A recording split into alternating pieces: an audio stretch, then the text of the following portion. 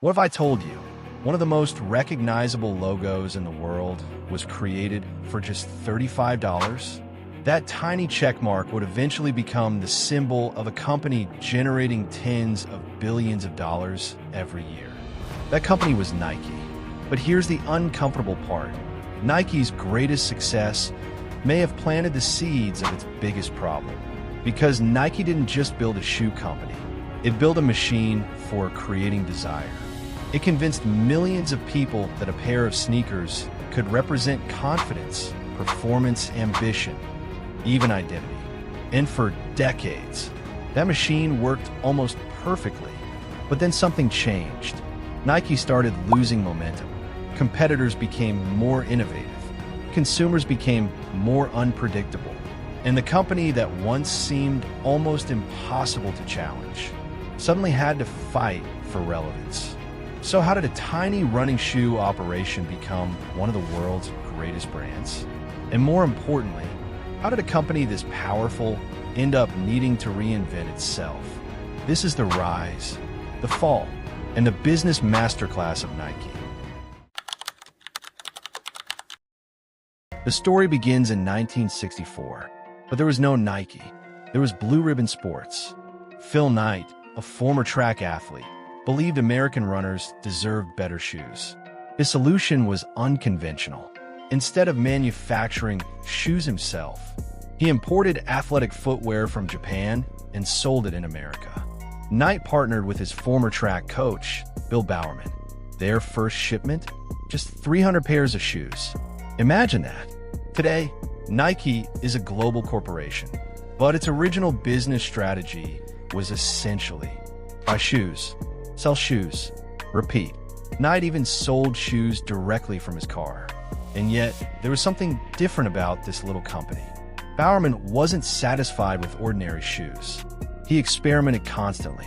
He wanted lighter shoes, better traction, better performance. And one of his experiments produced an iconic innovation. The waffle sole. The idea reportedly came from something sitting in his kitchen. A waffle iron. Yes, one of the world's greatest athletic brands was partially inspired by breakfast. But Nike's biggest breakthrough wasn't a shoe. It was an idea. Athletes don't just buy equipment. They buy the possibility of becoming better. And Nike was about to turn that idea into a marketing empire. In 1971, Blue Ribbon Sports introduced its own footwear brand. It needed a name, it needed a logo, and it needed an identity. The name became Nike, named after the Greek goddess of victory. The logo became the Swoosh. Carolyn Davidson designed it for just $35. At the time, nobody knew how valuable that little check mark would become. But the real genius wasn't the logo. It was what Nike attached to it. Emotion, athletes, competition, victory. Nike understood something most traditional footwear companies didn't. You don't have to sell the physical product. You can sell what the product means. Think about it. Nobody needs another pair of sneakers. Your closet already has enough, probably more than enough. But if you can convince someone that your shoes represent confidence, performance, or belonging, the purchase becomes emotional. And emotional purchases are powerful. Then Nike found the ultimate accelerator: athletes. And one athlete would change everything. In 1984, Nike signed a young basketball player named Michael Jordan. At the time, Jordan was promising, but he wasn't yet the global icon we know today. Nike took a massive bet, and instead of treating Jordan like another sponsored athlete, Nike built an entire brand around him. Air Jordan. Suddenly, basketball shoes weren't just basketball shoes. They were fashion, status, culture, identity. This was brilliant business strategy because Nike wasn't simply selling Michael Jordan's performance. It was selling the story of Michael Jordan, and consumers wanted to own a piece of that story. That's the power of branding. You can manufacture a product, but you can't easily manufacture meaning. And Nike became incredibly good at creating meaning. Find the athlete, tell the story, create the emotion, Attach the product. Sell the dream. The formula worked. And Nike was no longer just competing with shoe companies. It was competing for attention. But once Nike learned how to dominate attention, it discovered something even more profitable: how to control demand. Here's where the business model gets fascinating. Nike doesn't primarily win because it makes shoes. Nike wins because it creates demand for shoes. The company designs products. It builds technology. It works with manufacturing partners. It operates stores and digital platforms. But the crown jewel is the brand. Nike can spend enormous amounts of money on advertising, athletes, sponsorships, and storytelling, because those investments create demand. And demand creates pricing power. That's the flywheel. Athletes create attention. Attention creates desire. Desire creates sales. Sales create cash. Cash funds more innovation and marketing. And the cycle repeats. For years, this machine was extraordinarily powerful. Nike expanded around the world. It acquired brands. It built direct-to-consumer channels. And it became deeply embedded in sports and popular culture. By fiscal 2024, Nike generated approximately $51.4 billion in revenue. The company looked enormous, but there was a problem hiding underneath the success. The machine was becoming dependent on the past, and that's where the story turns. Here's a dangerous problem every successful company eventually faces. What happens when yesterday's hits are still making billions? You keep selling them. Of course you do. That's the rational decision. But eventually, rational decisions can become dangerous. Nike became heavily dependent on iconic franchises like Air Jordan, Air Force One, and Dunk.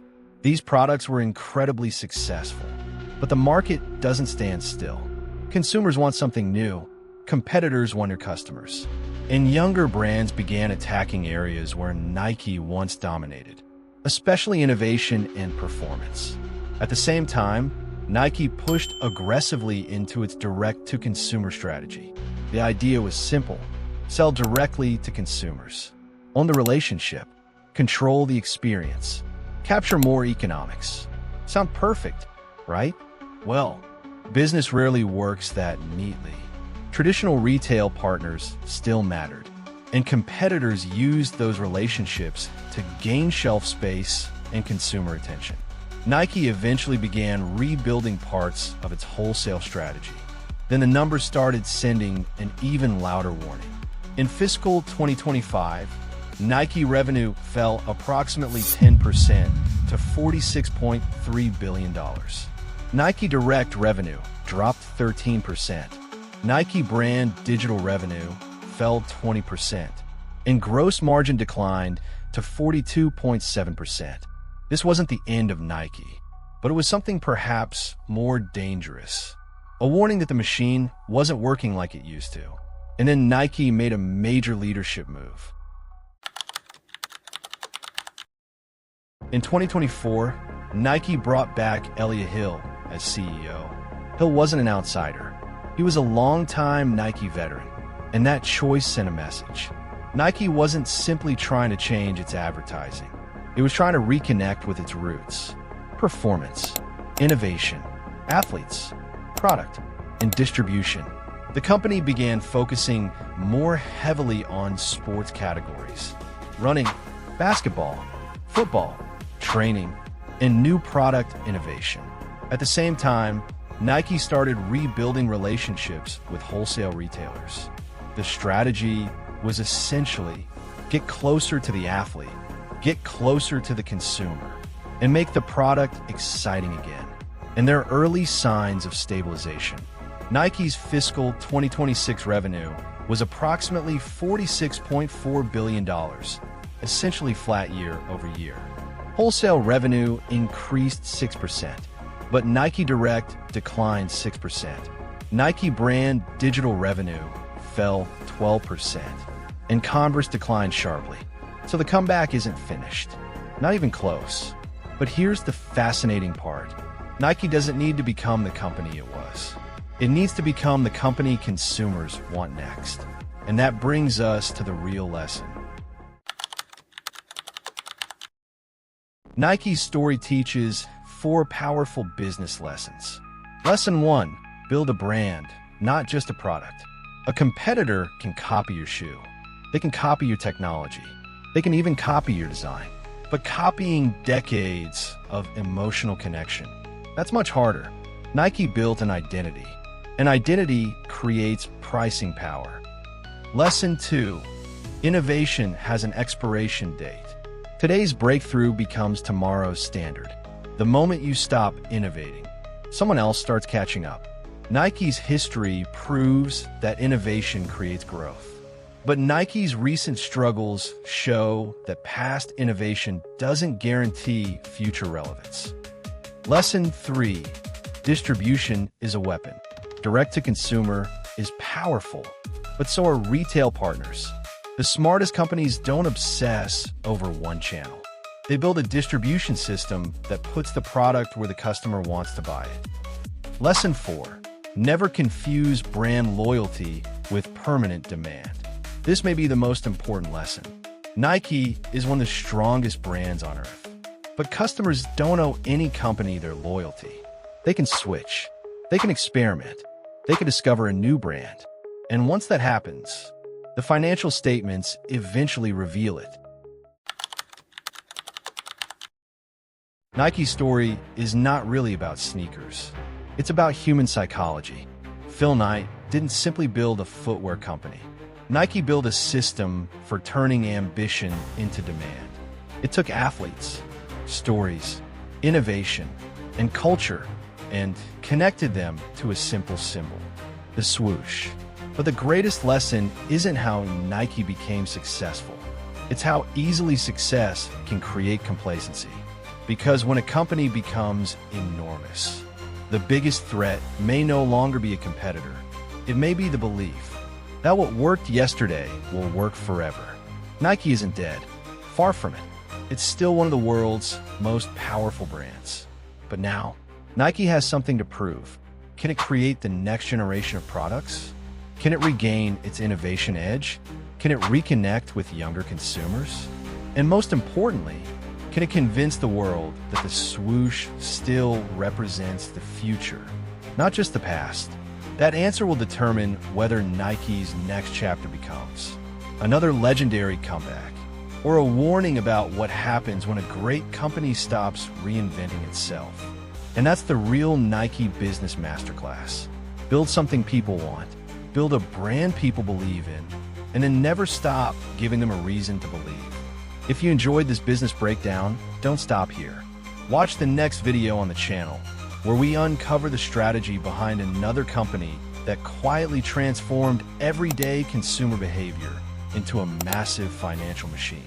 Because once you understand how these companies really make money, you'll never look at them the same way again.